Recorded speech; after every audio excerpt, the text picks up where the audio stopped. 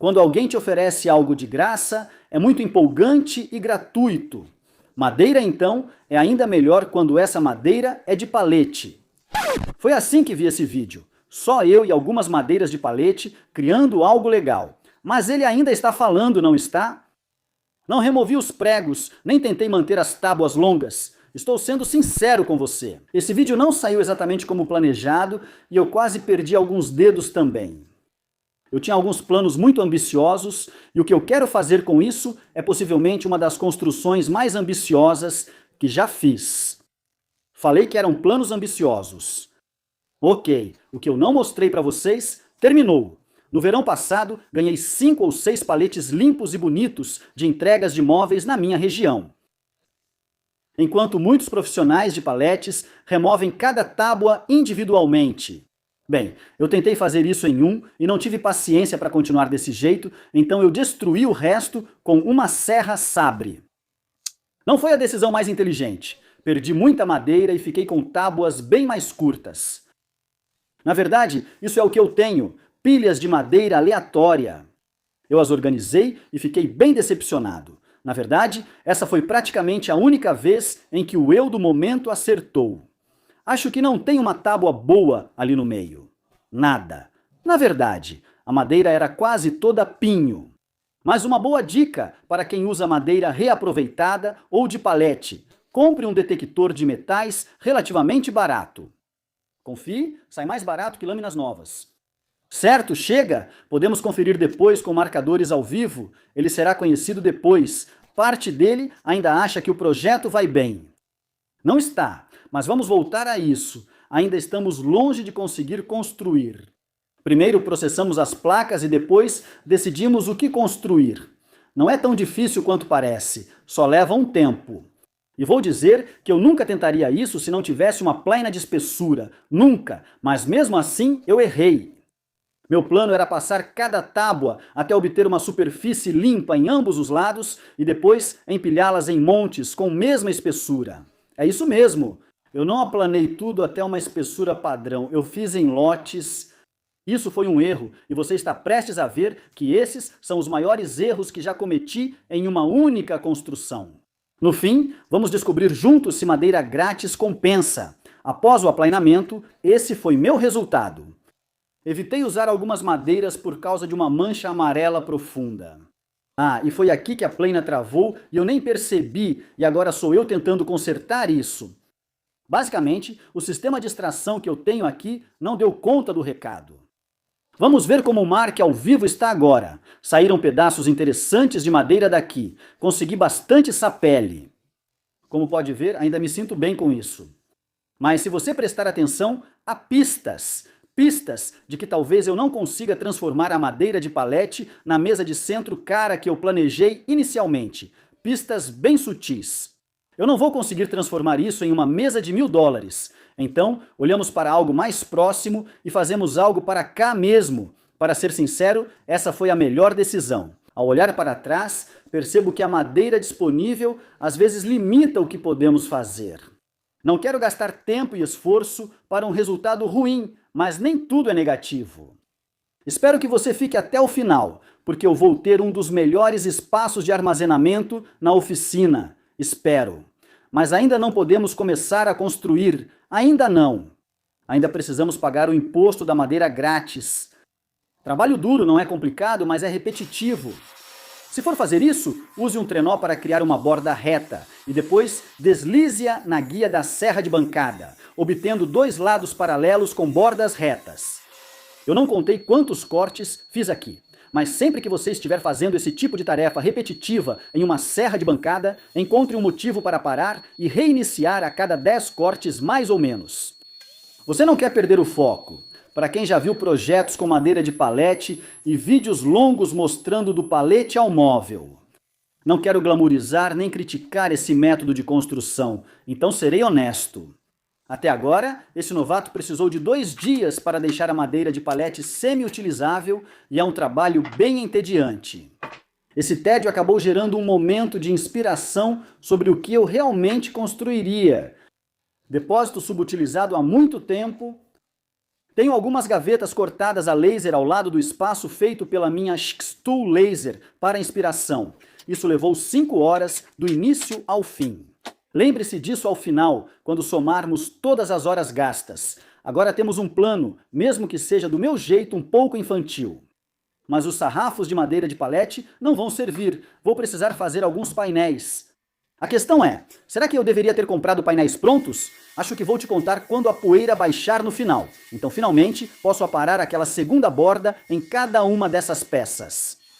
Não fiz isso antes no primeiro corte, pois as tábuas têm larguras diferentes e não queria repetir o corte após ajustá-las ao tamanho certo.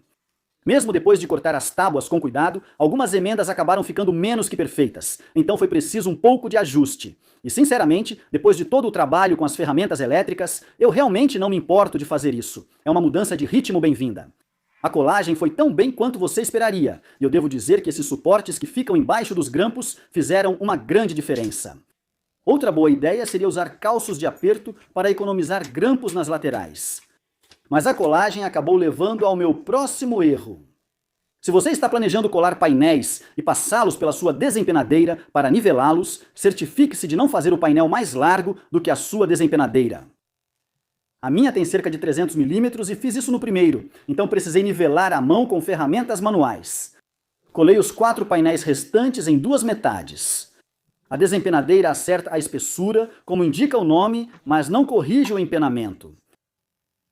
Eu culpo a madeira e a mim mesmo, porque se você se lembra, todas essas peças já passaram pela desempenadeira individualmente, mas isso não as deixa realmente planas. Percebe o próximo pequeno erro? Já perdi a conta de quantos são. Agora não há mais triângulos mostrando quais metades se encaixam. Sinceramente, você até poderia me perdoar por pensar que erro de propósito agora. Lembre-se de que a gente nem começou a fase de montagem ainda. Vou poupar vocês do desengrosso final e da colagem. Deixamos a cola secar à noite e seguimos para cortar os painéis no tamanho certo. Comecemos pela profundidade, pois é a única medida constante nos painéis. Usei a serra de bancada, mas uma serra de trilho ou circular também serve para toda a construção. Acredite, é a primeira vez que corto um painel grande corretamente com minha serra de bancada.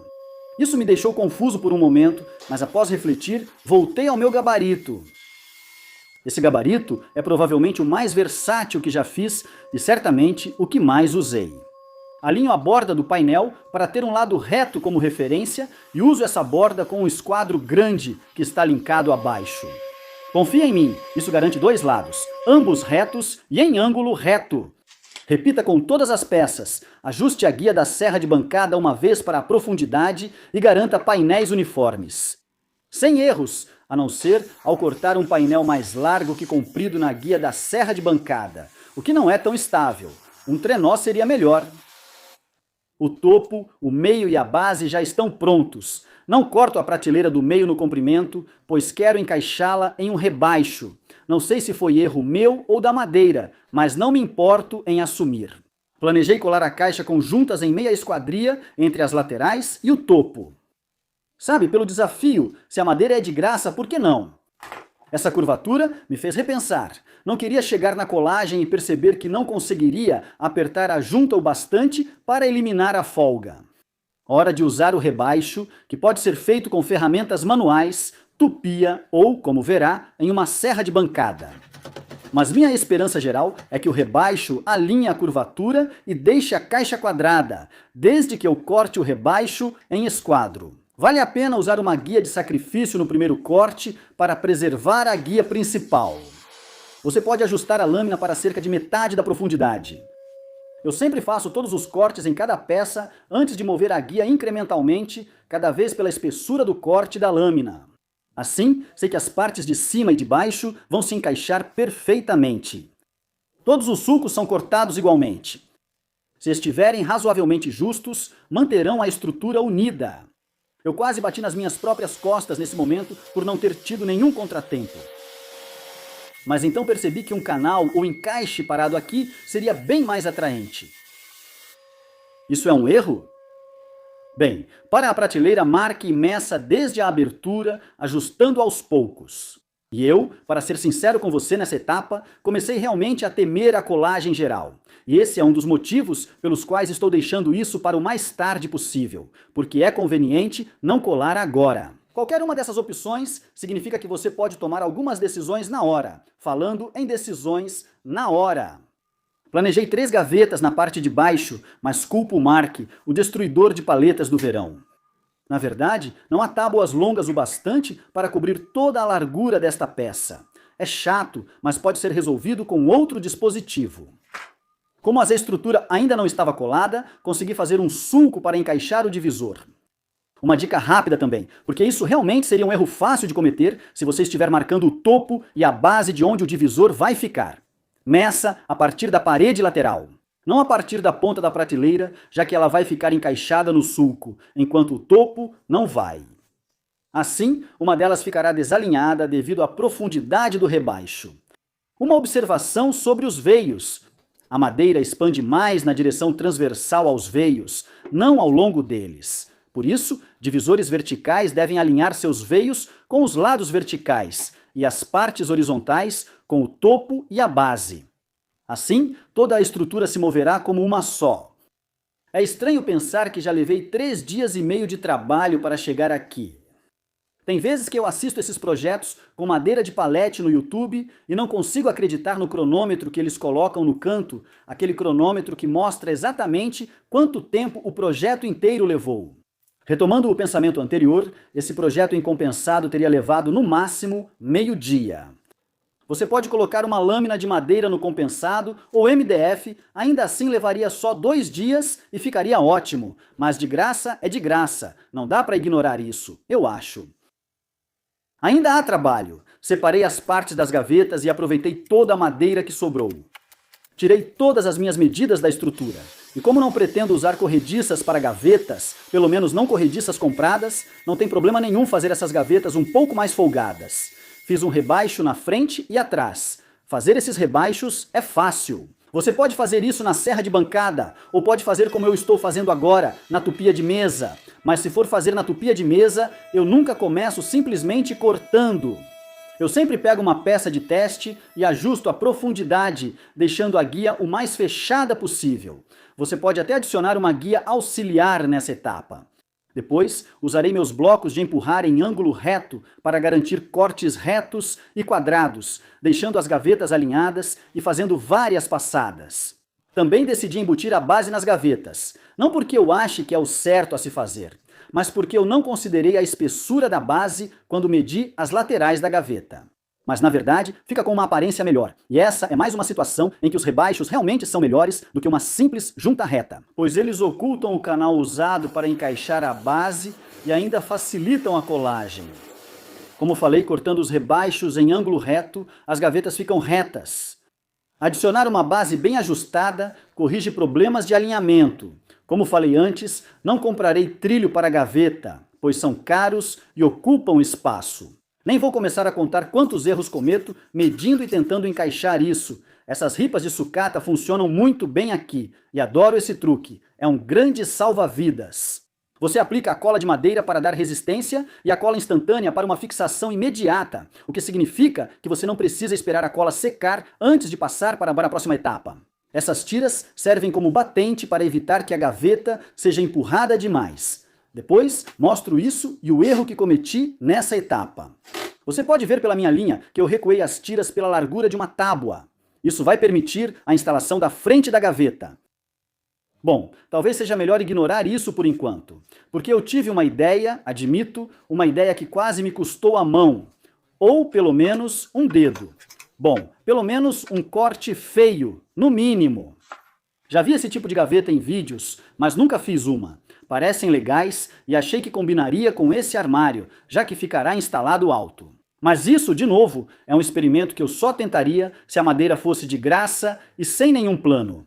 Claro, estou improvisando e curtindo. O que eu sei é o seguinte: eu sei como quero que a gaveta se mova, sei onde ela começa e termina, e não quero comprometer meu espaço. Nas outras gavetas acima, usarei 2 cavilhas em um sulco. Furei onde uma cavilha ficará para marcar a linha de movimento da gaveta, formando assim o sulco. O sulco vai subir acentuadamente na frente, inclinando a gaveta. E como eu disse, quase me machuquei fazendo isso, então é bom que funcione. Na verdade, não foi a fresagem que quase causou o ferimento, o que pode surpreender.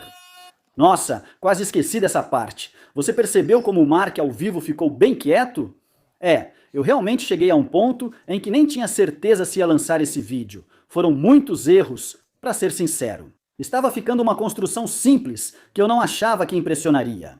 Quero dizer, todos conseguimos fazer gavetas, certo? Agora estamos na etapa de colagem, que talvez seja a parte mais divertida da construção. Sempre faça um teste a seco, é o conselho que eu ignorei completamente. Eu simplesmente joguei um monte de cola e comecei a colocar sargentos em todo lugar. E quero dizer, em todo lugar mesmo, acabou ficando assim.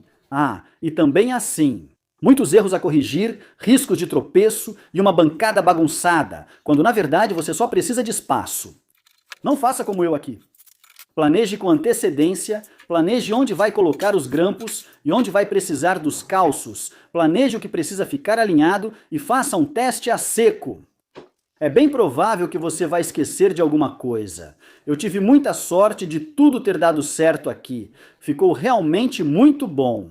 Não exatamente desse ângulo. Parece bom, mas quando você começa a testar o esquadro com um cartão na mesa, não está alinhado, os painéis estão com uma certa curvatura. Posso culpar a madeira de palete, mas talvez tenha sido culpa minha também.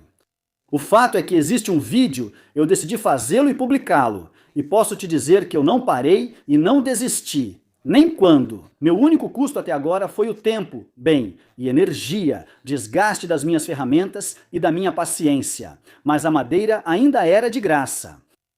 Eu tive que dirigir e buscar, então acho que gasolina também, e mais um pouco de tempo. De qualquer forma, vamos continuar. Vamos aparar um pouco da madeira que está sobrando.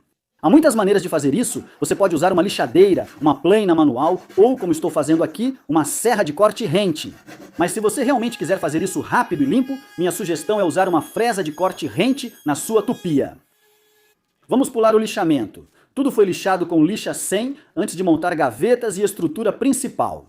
Ok, você me pegou. Quando eu digo até a lixa 100, o que eu realmente quero dizer é que só foi lixado com lixa 100, nada mais grosso, nada mais fino. A madeira é macia e ainda é um projeto de oficina. Então agora, o erro mais bobo de todos. Eu finalizando a gaveta estranha e quase perdendo minha mão. Dramático! Eu sei, me diga se você acha que estou exagerando. Passei um tempo garantindo que os cavilhas estavam no comprimento correto para sustentar, mas não travar a gaveta.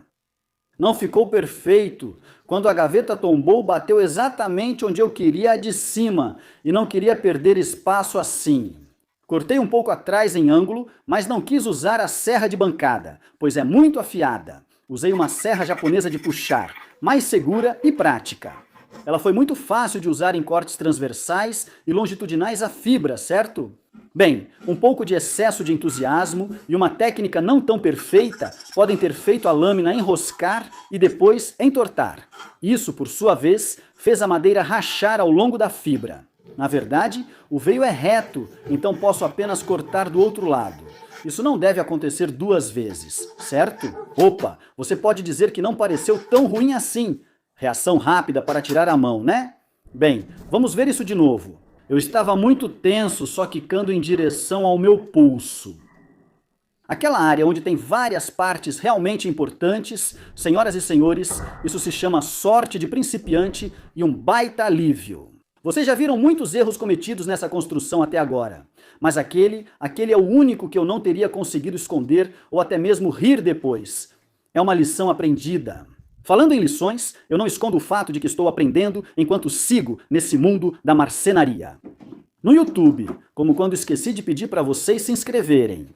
Uma coisa que eu aprendi é que ao fazer as coisas você consegue disfarçar muita coisa, desde que a parte que as pessoas veem esconda todo o resto. E eu vou mostrar para vocês tudo o que eu escondi bem no final. Quando eu também contar o que eu acho dessa coisa de madeira grátis, pelo que a minha opinião realmente vale.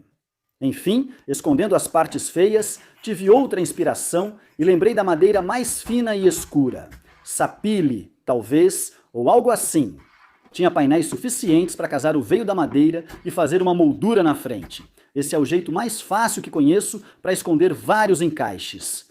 Alinhando a moldura com a parte interna, fica bem mais fácil aparar rente por fora. Ainda é móvel de oficina, certo? Mas fica bonito, não tem como bater um bom casamento de veios. E você sabe quantas pessoas entram na minha oficina?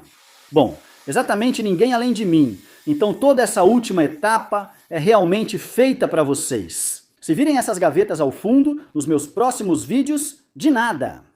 A única dica com esses frontais de gaveta é fazê-los em pares, assim as linhas ficam exatamente alinhadas, tamanho por tamanho. Ajuste a guia só uma vez, assim você evita alguns erros.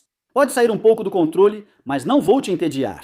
Para os frontais das gavetas, basta ir ajustando os cortes. Especialmente quando você não tem madeira sobrando para cometer mais erros, use cartas de baralho ou calços para manter espaçamentos consistentes. Você vai notar que um chanfro ajuda a esconder inconsistências. Tem a ver com a sombra que ele cria. Aproveito para dizer que já passou mais de uma semana de trabalho intenso até aqui. Sei que cada um trabalha em ritmos e com ferramentas diferentes, e ainda preciso gravar muito do que faço em vídeo. Mas a quantidade de tempo necessária para preparar essa madeira nunca permitiria que essa construção fosse feita em menos de 4 dias. E vou dizer mais uma vez, imagine o tempo que seria economizado se você realmente fizesse isso de compensado. Você pode usar madeira de lei para cobrir fibra, mas será que o resultado seria bom? Você decide? Não vamos focar nos puxadores, dão muito trabalho. Um simples funcionaria igual, mas eu já estava envolvido nisso. Deixe a frente bonita e agora vamos ver como realmente ficou. Depois de um acabamento e algum uso, aí podemos passar por todos os acidentes e aqui estão eles, e sendo totalmente transparente. Já faz cerca de 3 meses de uso desde que terminei esse projeto, porque eu realmente queria finalizar isso, com uma opinião absolutamente honesta sobre essa coisa de madeira grátis. Sobre as gavetas, algo importante para mim é que possam ser retiradas e usadas como bandejas. Assim, eu posso levá-las para onde eu precisar e depois posso colocá-las de volta quando terminar. Assim não fico indo e voltando o tempo todo. Eu adicionei alguns recursos inteligentes a isso, mas nada que vá revolucionar o mundo. A gaveta que inclina, como você pode ver, funciona muito bem. Ainda não sei para que ela serve, então não equipei a gaveta, mas ela funciona bem e você tem todas as gavetas de baixo. Uma gaveta mais rasa. Sim, eu cortei uma das peças das laterais das gavetas errado. Sim, eu não tinha madeira de palete suficiente para terminar. Sim, eu fui fiel e não coloquei minha própria madeira ali. Agora uma gaveta é mais rasa, mas são essas pequenas que me deixam orgulhoso. É só o fato de que elas saem muito facilmente para você levar até a sua bancada com as coisas dentro. A única que eu realmente equipei com algo especial é esta aqui. Isso porque ela tem todas as minhas brocas pequenas, minhas fresas, minhas brocas de escariar, minhas brocas de centralizar. Mas o que eu fiz para facilitar muito o acesso a elas foi o seguinte. Eu coloquei essas 3 barras em blocos de madeira e as girei usando cavilhas. As cavilhas passam só pelas laterais da gaveta, permitindo girá-las para cima, pegar o que precisa e recolocá-las. Eu prometi mostrar todos os erros e quero reforçar que do ângulo em que você está vendo agora, pela câmera, mal dá para ver algum. Se você é iniciante e quer seu primeiro projeto, pode tentar algo sobre armazenamento. Aposte na moldura frontal, porque a moldura frontal esconde muitos dos erros atrás dela. Disse que posicionei os trilhos para trás o bastante para parar a gaveta ao fechar, mas depois de colocar a moldura frontal, eles ficaram recuados demais. Colei alguns blocos de madeira ali para evitar que fosse muito para trás.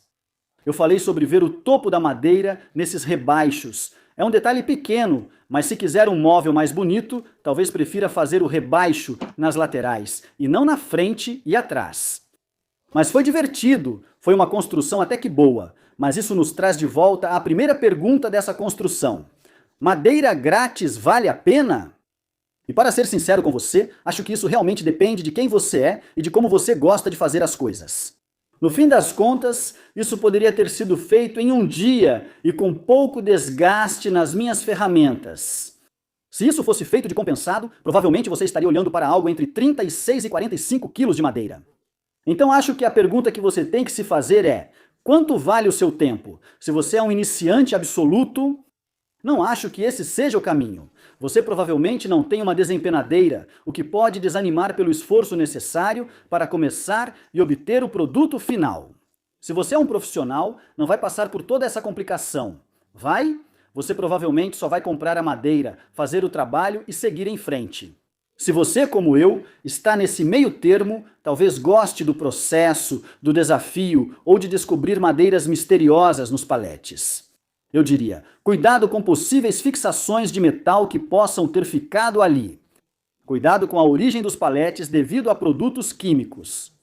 Inclua algo desafiador que nunca tentou antes, seja marcenaria ou estilo da construção. Aproveite que a madeira é gratuita e versátil. Reserve um bom tempo para isso. Obrigado por assistir até o final e por fazer parte dessa jornada se já for inscrito. Se você quiser ver mais conteúdos como este, fique à vontade para se inscrever. Se você gosta desse tipo de construção experimental, dê uma olhada nos 2 vídeos que acabei de colocar na tela final para você agora. Muito obrigado por assistir. Se você clicar em um deles, te vejo por lá.